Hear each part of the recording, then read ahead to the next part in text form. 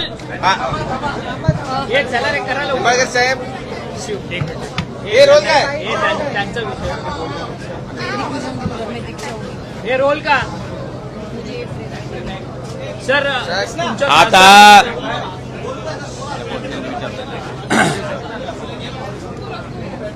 मला वाटतंय मुंबईत ख्या वृत्तवाहिनीवर खासदार निधी मिळालेल्या बाबतीत त्या ठिकाणी आलंय.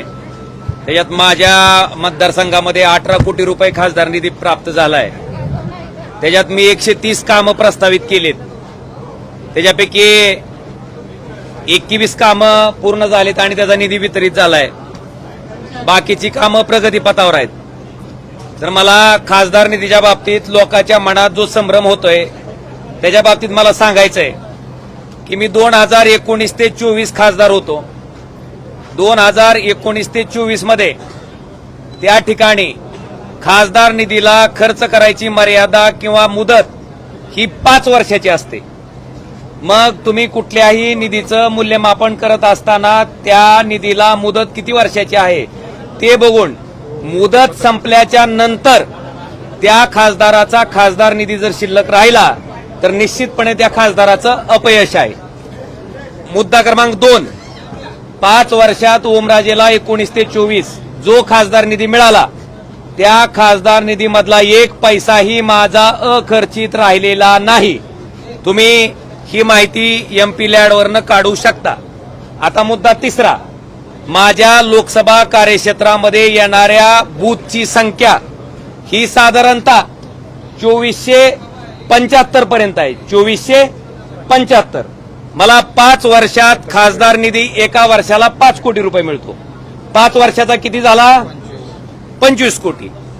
25 कोटी खासदार निधीला जर 2475 बूथनं भागलं तर एका बूथला 1 लाख वर काहीतरी 2000-3000 रुपये मिळतील. 1 लाख रुपयात काम होणार सांगा मला. तुम्ही समजून सांगा की 1 लाख रुपयात अमुक अमुक काम होतंय कुठल्याही गावात. तेही 5 वर्षातलं बरं का. हा निधी मी मिळणारा 5 वर्षातला सांगतोय. कुठल्याही गावात 1 लाख रुपयात एका बूथवर काम होऊ शकत नाही. ही वस्तुस्थिती आहे. किमान 7 लाख रुपये ते 10 लाख रुपये. मग सभा मंडपाचं काम असेल, गावातलं सार्वजनिक सभागृह असेल, गावातल्या एखाद्या शाळेचं काम असेल, शाळेच्या कंपाऊंड वॉलचं काम असेल, त्याचबरोबर रस्त्याचं काम असेल, या कुठल्याही कामाला कमीत कमी 7 लाख आणि जास्तीत जास्त 10 लाख रुपये निधी देणं क्रमप्राप्त आहे तरच ते काम पूर्ण होते. जर एका गावात 7 लाख ते 10 लाख रुपये खासदार निधी गेला तर साधारणतः जवळपास 5 ते 6 बूथ, कारण 7 बूथचे पैसे एका बूथला जाणार आहेत म्हणजे 5 ते 6 बूथ काय होणार आहेत? निधीचे राहणार आहेत. आता जी बूथ राहिलेत त्या बूथला काय वाटणार की बाबा आम्ही तर सगळ्यांनीच तुम्हाला मतदान केलं होतं पण तुम्ही निधी देताना किती बूथला दिला? एका बूथला. तर हा जो निधी आहे तो 5 वर्षातला आहे आणि मूल्यमापन तुम्ही माझं 24 ते 29च्या टर्मचं करत असताना 2029 मार्च संपल्याच्या नंतर तुम्ही ह्याचं मूल्यमापन करावं. जर माझा खासदार निधी शिल्लक राहिला तर तुम्ही त्याच्या बाबतीत बोलावं. पण 6 ते 7 बूथ शिल्लक राहिल्याच्या नंतर त्या बूथच्या त्या गावात राहणाऱ्या लोकांना खासदारानं काय उत्तर द्यायचं हा माझा प्रश्न आहे. त्याच्यामुळं जो त्या ठिकाणी निधी दाखवला जातोय की बाबा 18 कोटी मिळालेत. आता खरं तर 3 वर्षाचे 15 कोटी मिळायला पाहिजे होते पण 3 कोटी जास्त कुठले मिळाले मला? तर माझ्या 19च्या पूर्वीच्या खासदारांनी त्यांचा खासदार निधी खर्च न केल्यामुळं ते 3 कोटी रुपये मला आता वाढवून आलेत. म्हणून ते किती दिसतेत? 18 कोटी. मला वाटतंय ही सर्वसामान्य लोकांनी सुद्धा समजून घेणं गरजेचं आहे.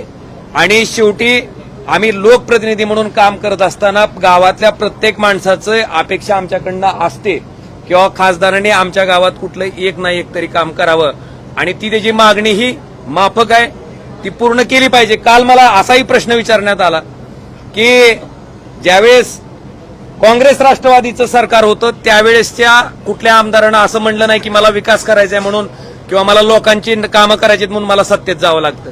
मी 2009ला पण आमदार होतो.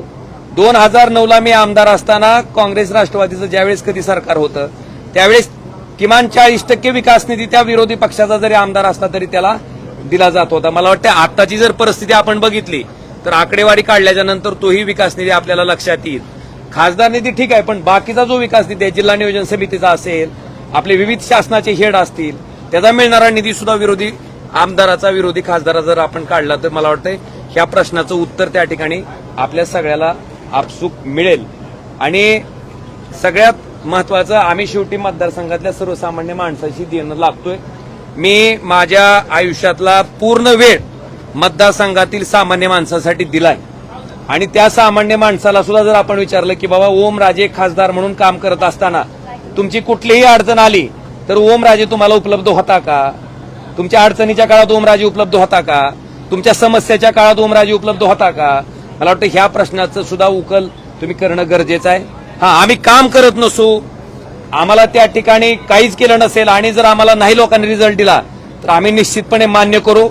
मी स्थानिक स्वराज्य संस्थेचं सुद्धा बोललो, मी अजून परत त्याचं तुम्हाला परत रिपिटेशन करतो.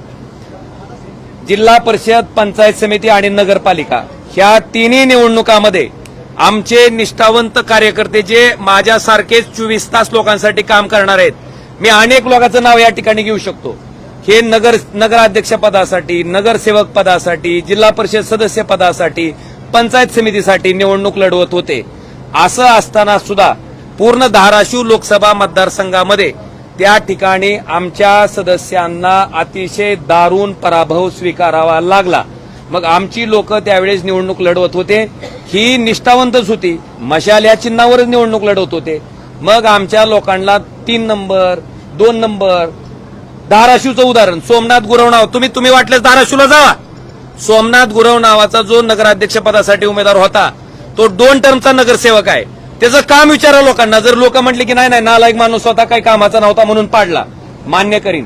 पण लोक जर म्हणले की हा काम करत होता, 24 तास लोकांसाठी देत होता आणि तरी सुद्धा त्याचा पराभव झाला, तर निश्चित तुम्ही, मला वाटतंय की मी सुद्धा जनतेला प्रश्न विचारणं गरजेचं आहे की बाबा ह्या कार्यकर्त्यांचा का पराभव झाला. मला त्याच्या पाठीमागचं एवढंच उत्तर मिळतंय की तुमच्याकडे सत्ता नाही, मग तुमच्याकडे स्थानिक स्वराज्य संस्था दिली तर तुम्ही कसं काम करणार. मला वाटतं हा प्रश्न त्या माणसाच्या मनात पडला असेल, म्हणून मी असेल, आमचे आमदार असतील, आमचे कार्यकर्ते असतील, ह्यांनी पूर्ण वेळ सामान्य माणसासाठी काम करून सुद्धा त्यांना स्थानिक स्वराज्य संस्थांमध्ये अख्ख्या लोकसभा कार्यक्षेत्रामध्ये एकही पंचायत समिती आमच्या विचाराची निवडून आली नाही, एकही नगरपालिका त्या ठिकाणी आमची निवडून आलेली नाही. आणि जिल्हा परिषदला तर अतिशय वाताहत त्या ठिकाणी आमच्या उभा राहिलेल्या निष्ठावंत कार्यकर्त्याची झाली. मग माझ्या मनात हीच खंत आहे की सामान्य लोकांनी जो कौल दिला त्या ठिकाणी मतदान करत असताना, तो सत्तेच्या बाजूने दिला, त्यांची विकास कामं होण्यासाठी दिला, तर मला वाटतं त्याच्या बाबतीत जी मी भूमिका घेतली ती मला गैर वाटत नाही.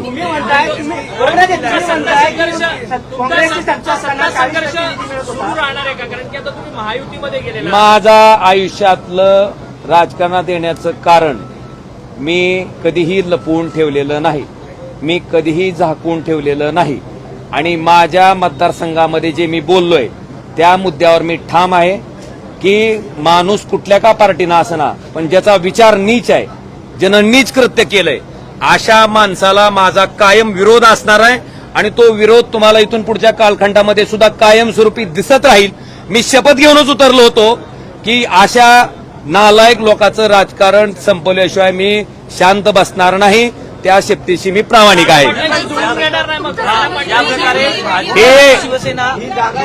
आपल्या माहितीसाठी ती जेव्हा भारतीय जनता पार्टीत आलं त्यावेळेस सुद्धा ओमराजे शिवसेनेत होता, पण ओमराजेनं त्याला विरोध केलाय, हे रेकॉर्डवर आहे. आणि इथून पुढच्या कालखंडामध्ये सुद्धा अशा वृत्तीच्या लोकांना विरोधच राहणार.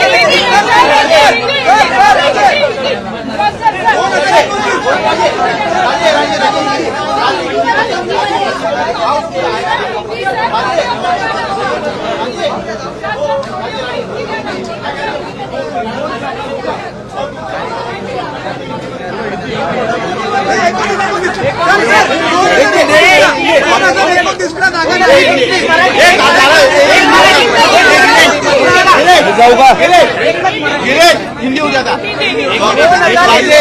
जो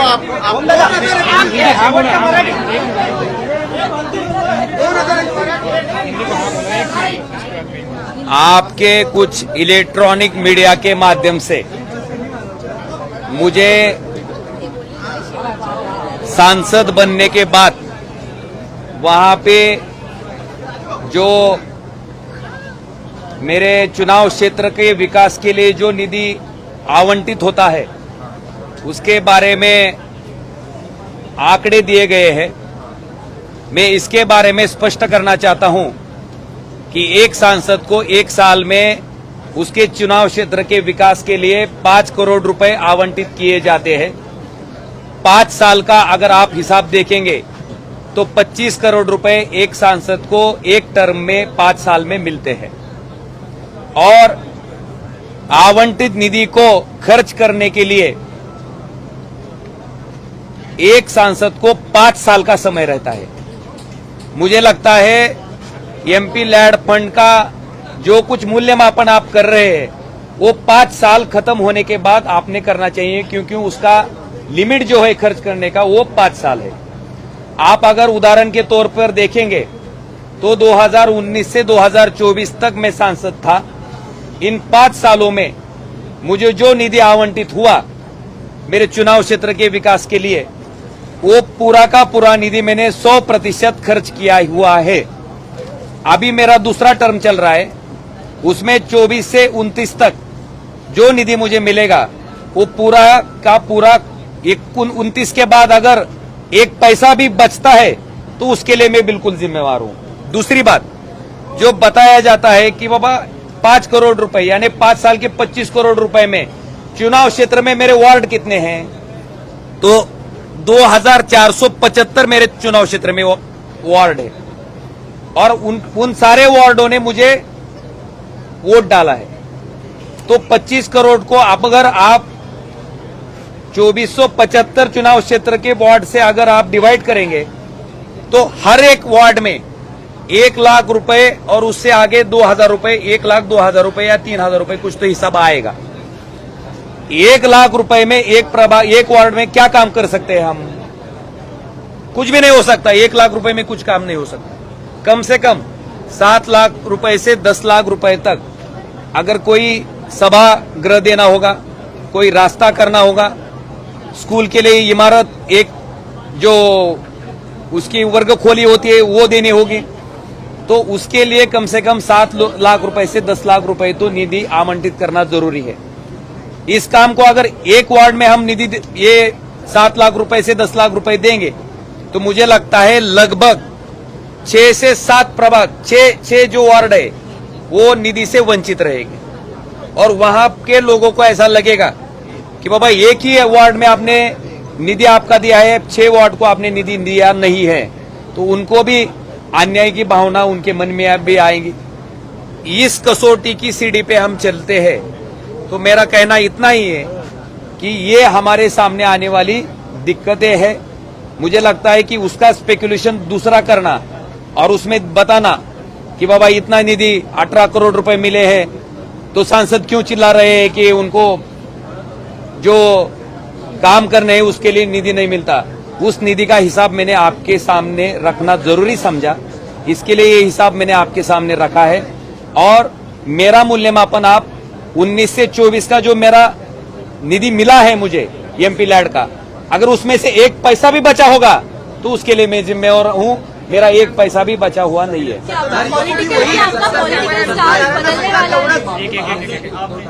सर साथ ही साथ उद्धव ठाकरे गुट से ये भी कहा जा रहा है कि आपके साथ जो भी लोग जुड़े हुए उनका आपसे भरोसा उठ गया है। साथ ही साथ ऑपरेशन तुड़वा की भी उन्होंने घोषणा की है। इस तरीके से बयानबाजी सामने आई, संजय राउत ने गालियां तक दी हुई। मैं आपको उसके बारे में इतना ही कहना चाहता हूं, मैं जमीन से जुड़ा हुआ कार्य करता हूं। ऐसा नहीं मैं पूरा मेरा जितना समय मिलता है, मेरा कुछ व्यवसाय भी नहीं है, ना मेरे कुछ शुगर फैक्ट्री है, मेरी कोई शैक्षणिक इंस्टीट्यूट है और मेरा पूरा का पूरा समय जो मेरे चुनाव क्षेत्र के लोग हैं जो एकदम आखिर का तबका है उनसे मैं डायरेक्टली जुड़ा हुआ हूं, उनके लिए मैं काम करता हूं और मेरा काम प्रामाणिक है, मैं उनके लिए करता हूं, ये विश्वास उन लोगों के मन में भी है।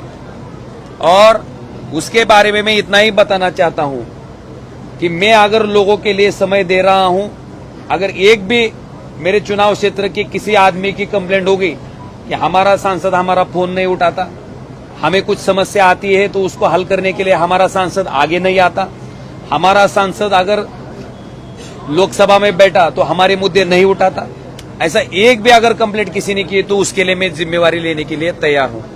मैं पूरे ईमानदारी से उनके लिए काम करता हूं और मैं इतना ही कहना चाहता हूं कि मुझे इसका गुरूर नहीं है, मैं काम करता हूं, इसके लिए मैं बोलता हूं। और हमारे लोकशाही में लोक प्रतिनिधि का कर्तव्य है कि उनके लिए जो जिम्मेवारी है वो निभाना है।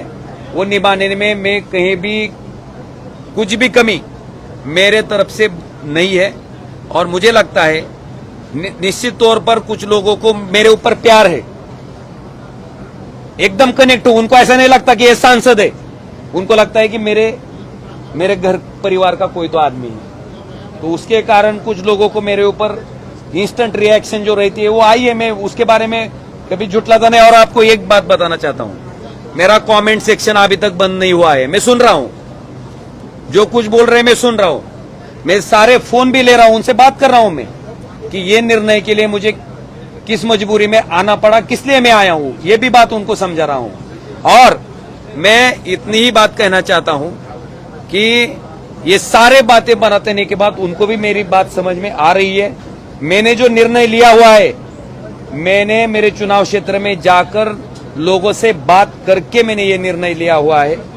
कुछ लोगों को दिक्कत है तो बिल्कुल उनके पास मैं जाऊंगा, मैं उनके लिए आंसरेबल हूं, उनको मेरी दिक्कतें बताऊंगा, मैंने क्यों ये निर्णय लिया है इसके बारे में उनको अवगत करूंगा। और मेरा जो काम है वो जितने स्पीड से मैं पहले काम कर रहा था उतने ही स्पीड से मैं काम करूंगा। और अगर सत्ता का साथ, सरकार का साथ दोनों मुझे मिलता है तो मैं और अच्छी तरीके से काम मेरे चुनाव क्षेत्र में कर पाऊंगा। और मैं आपको एक ही बात बताना चाहता हूं, मैं बात करने से ज्यादा मैं आगे के 6-7 माह में उसका रिजल्ट लोगों के सामने रखूंगा। मुझे लगता है वो रिजल्ट देखने के बाद लोग भी मेरे निर्णय के पक्ष में आ जाएंगे। सजा दिलाने की बात की थी और इस मुद्दे को काफी उठाया था, क्या लगता है निश्चित तौर पर मेरा राजनीति में आने का मकसद सिर्फ वही है। जिस प्रकार से मेरे पिताजी और उनके जो ड्राइवर थे समदका जी, उनकी घिनौनी तरीके से जो हत्या की गई थी, जिस कारण से की गई थी, वह कारण उनके पॉलिटिकल अपोनेंट का इस जन्म में पूरा नहीं होने देने का, इसके लिए मैं पॉलिटिक्स में आया था, इसके लिए मैं राजनीति में आया था। और उसके बाद मैंने कोर्ट की लंबी लड़ाई मेरे परिवार ने और मैंने लड़ी है, उसके लिए लगभग 20 साल गए हैं। जिसने ये हत्या करवाई थी वो होम मिनिस्टर रहने के कारण स्टेट की पुलिस इसमें अच्छे तरीके से इन्वेस्टिगेशन नहीं कर रही थी। इसके बारे में हमने माननीय उच्च न्यायालय मुंबई को अवगत किया, उनके सामने याचिका दी कि बाबा ये जो तपास है वो महाराष्ट्र पुलिस से निकालकर आप सीबीआई को वर्ग कीजिए। इसके बाद माननीय उच्च न्यायालय के आदेश के ऊपर मुझे लगता है महाराष्ट्र की पुलिस तपास में कुताही बरत रही है। ये सामने आने के बाद ही माननीय उच्च न्यायालय ने ये जो इन्वेस्टिगेशन है वो सीबीआई के पास भेज दिया गया। इसमें 3 साल गए और 20 साल 16 दिन की लड़ाई के बाद जो निर्णय माननीय कोर्ट ने दिया, उसमें मुझे एक बात का सिर्फ बहुत कि मैं मेरे परिवार को, मेरे बारे में अगर मेरा न्याय नहीं हो सकता, कोर्ट बता रहा है, कोर्ट कहता है कि इनमें पॉलिटिकल एनिमिटी थी, कोर्ट बता रहा है कि मारने का उद्देश्य भी था, लेकिन महाराष्ट्र के पुलिस ने जो इन्वेस्टिगेशन किया है उसके बुनियाद के आधार पर अगर उनको छोड़ा जा रहा है, अगर सारे लोग निर्दोष है तो फिर यह हत्या की किसने? ये सवाल मेरा न्यायपालिका के सामने है। और मैं इसके बारे में माननीय मुख्यमंत्री देवेंद्र जी फडणवीस साहब, माननीय उप मुख्यमंत्री एकनाथ जी शिंदे साहब और हमारे देश के गृह मंत्री अमित शाह जी को, उन्होंने मुझे ये आश्वस्त किया है कि इसके बारे में सीबीआई हाई कोर्ट में जाएंगी और इस फैसले के खिलाफ अपील करेंगे। मैं हाई कोर्ट में जाने के बाद इस फैसले का मुझे न्याय मिलने का इंतजार कर रहा हूं और मुझे लगता है पवन राजेश साहब का लड़का होने के नाते मेरे परिवार को न्याय देना मेरा पहला मकसद है। मैं उसकी राह देख रहा हूं, न्याय की गुहार में हूं और अपेक्षा यही है कि मेरे साथ माननीय उच्च न्यायालय तो न्याय करे। मामले में किस तरीके से कोर्ट का जजमेंट सामने आया है, सारे मुजरिम जो थे उनको रिहा कर दिया गया है, आपकी इस बारे में पक्षश्रेष्ठी से बात हुई? मैं आपको ही बात पूछना चाहता हूं कि अगर सारे निर्दोष है तो फिर ये हत्या की किसने? मेरा सवाल है। और 20 साल में जो आरोपी 14 साल 15 साल जेल में थे, कुछ 2 साल, कुछ 4 साल, कुछ 6 महीने, अगर इसमें कुछ था ही नहीं तो इतने साल ये आरोपी जेल में क्यों थे? अजय, आप लोग अभी सर हाईकोर्ट अभी भी आरोप किया जा रहा है। संजय राउत जी बोले कि सभी सांसद गद्दार हैं, सभी ने 50-50 करोड़ रुपए लिए हैं। आप शांत बैठो। आप मेरे चुनाव क्षेत्र में अगर जाकर किसी से पूछेंगे, किसी से भी पूछेंगे, तुम्ही माझ्या मतदारसंघात जाऊन कुणाला जरी विचारलं 2022ला ज्यावेळी शिवसेना फुटली, मग आम्ही जर पैशाच्या हव्यासी असतो, आम्ही जर सत्तेच्या हव्यासी असतो तर 22लाच फुटलो असतो ना। 4 वर्ष वाट बघितली असती का? 4 वर्ष तुम्ही म्हणताय की पैशासाठी, मग 4 वर्ष आम्ही आमचं नुकसान करून घेतलं असतं का? मी कसा माणूस आहे माझ्या मतदारसंघातील लोक जाणतात, त्यांना मी कशा पद्धतीनं काम करतोय हेही माहिती आहे आणि आपल्या समोर सांगतो की मी ज्या पद्धतीनं काम करतोय हे सामान्य माणसाला माहिती आहे। पैसे असेल, पद असेल, ह्या गोष्टी माझ्यासाठी अतिशय गौण आहेत। माझ्या पूर्ण जीवनात त्याला कधीही महत्वाचं स्थान नाहीये हे मी तुम्हाला आवर्जून सांगू इच्छितो। आणि राऊत साहेब असतील, मला त्यांच्याबद्दल बोलायचं ना, मी कायमस्वरूपी म्हणतोय की मी एक सामान्य कार्यकर्ता आहे। राऊत साहेब फार मोठे व्यक्तिमत्व आहे, मी त्यांच्या वक्तव्याबद्दल माझ्यासारख्या सामान्य माणसांना बोलणं मला योग्य वाटत नाही। उद्धव ठाकरे जी, आपके चुनाव क्षेत्र में आपके 2029 मध्ये ही जागा तुमच्यासाठी सुटली नाही तर तुमची भूमिका काय असणार आहे? आपके सवाल के ऊपर मेरा जवाब इतना ही है कि 2022 में शिवसेना पहली बार फूटी थी। अगर मेरा मकसद पैसा रहता, पद रहता, तो मैं 2022 को ही चला जाता ना।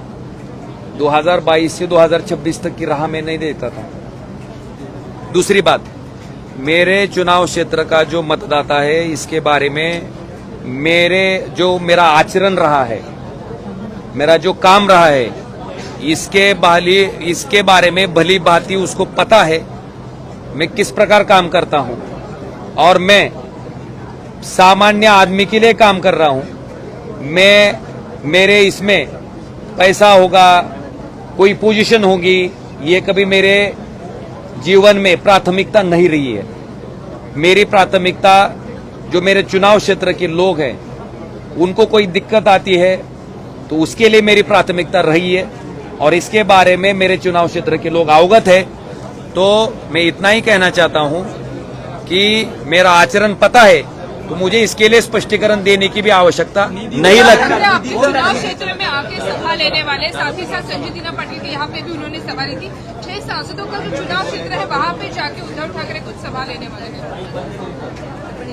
निधीचं कारण तुम्ही सांगताय, त्या कारणामध्ये जर एमपी लॅडचा तुम्ही उल्लेख केला, सत्ताधारी आणि विरोधक या जर निधीची तुलना केली तर साधारणपणे 13 कोटी ते 18 कोटीचा निधी आहे। तुम्ही जे कारण सांगितले की निधीच मिळत नव्हता, तर एमपी लॅडमध्ये तसं दिसत नाहीये। 6 खासदारांचा निधी साधारणपणे 13 कोटी ते 19 कोटीच्या दरम्यान आहे। त्याबद्दल तुम्ही काय सांगता? भाऊसाहेब, तुम्ही कुठल्या निधीचं आकलन करताय, काय प्रश्न विचारताय मला? अरे थांबा जरा, एमपी लॅडच आहे का? जिल्हा नियोजन समितीचा निधी आहे, शासनाचे एवढे मोठे हेड आहेत त्याचा निधी आहे। फक्त एमपी लॅडच्या निधीवर काय काम होतंय तुम्हाला आताच सांगितलं ना मी। एक वॉर्डात 1 लाख रुपये मिळते, एका प्रभागात, एका वॉर्डात 1 लाख रुपयात कुठलं काम होतं सांगा ना। आणि जे सत्ताधारी तुम्ही म्हणताय ना, सत्ताधारी पक्षाचे आमदार, सत्ताधारी पक्षाचे खासदार, सत्ताधारी पक्षाचे लोकप्रतिनिधी, ह्यांना मिळालेलं निधी सरकारकडनं, राज्य सरकारकडनं, केंद्र सरकारकडनं, जिल्हा नियोजन समितीमधनं ही सगळी हेडची आकडेवारी काढा आणि ह्या हेडची आकडेवारी काढून मग तुम्ही आम्हाला विचारा की बाबा तुम्हाला त्यांच्या बरोबर मिळतोय म्हणून.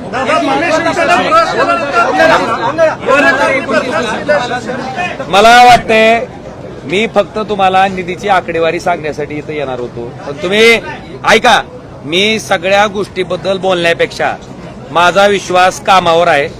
मी कामातनं ह्याचं उत्तर तुम्हाला येणाऱ्या भविष्यकाळात देईन आणि तुमचे प्रश्न बी संपणार नाहीत. तुम्ही